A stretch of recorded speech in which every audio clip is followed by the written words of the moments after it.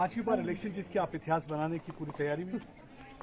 जनता ने ही पिछले सब बार आशीर्वाद दिया, हर बार आशीर्वाद दिया है और भारतीय जनता पार्टी के कार्यकर्ताओं ने बहुत तन मन से सेवा की है, लोगों की वोट मांगा है और काम जो मोदी सरकार के वो अपने आप सिर चढ़ के बोलते हैं, तो मुझे पूर्ण आशा है कि लोगों का विश्वास बना रहेगा और लोगों का आशीर्वाद भी मिलेगा। आज सर, अखिलेश यादव ने जिस तरह से कहा है कि 300 पार भी नहीं होगा, 145 में ही रह जाएगी बीजेपी। मुझे लगता है कांग्रेस अगर एग्जिट पोल की चर्चाओं में भी भाग नहीं ले रही तो अपने आप में बहुत कुछ कहता है।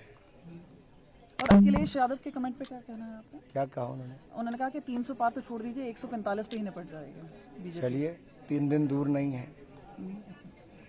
जैसे दोनों पहले इकट्ठे आए थे, फिर दोनों अलग हुए। मुलायम सिंह जी की भाषा में कहूँ तो उन्होंने कहा था 2 लौंडे इकट्ठे हुए हैं, अब दोनों अलग होंगे।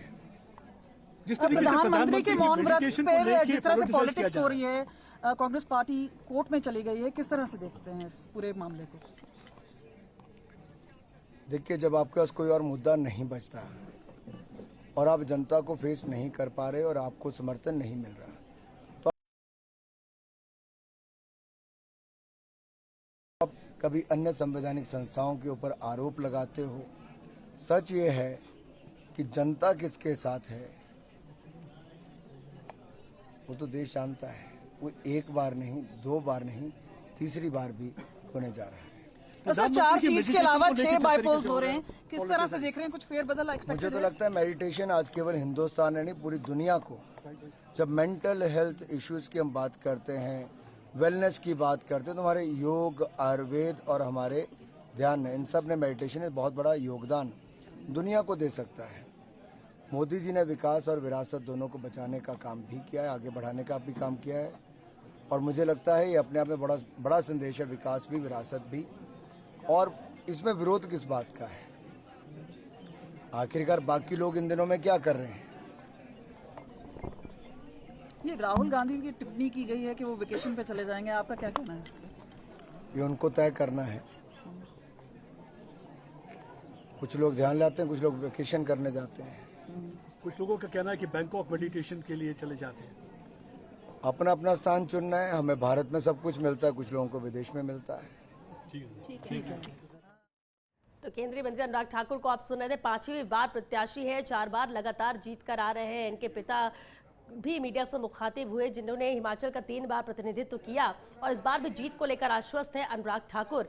नरेश जी, हिमाचल की 4 अहम सीटें हैं जिस पर हम बात कर रहे हैं और उसी में से एक हमीरपुर लगातार जीत दर्ज कर रहे हैं। 2014 में करीब 99,000 का डिफरेंस था, तो 4 लाख का डिफरेंस 2019 में। ऐसे में क्या इस बार आपको लगता है कि टक्कर सामने वाला प्रत्याशी दे रहा है अनुराग ठाकुर को, क्योंकि यही वो संसदीय क्षेत्र है, सीट है जहां से मुख्यमंत्री और उप मुख्यमंत्री दोनों ही हिमाचल के बनाए गए हैं?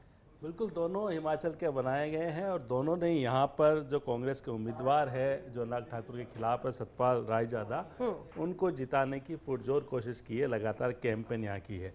लेकिन रिकॉर्ड देखिए हिमाचल का, 4 सीटें हैं और दोनों बार चारों सीटें ही भाजपा के खाते में है, यानी कांग्रेस चारों खाने चित रही है दोनों ही बार।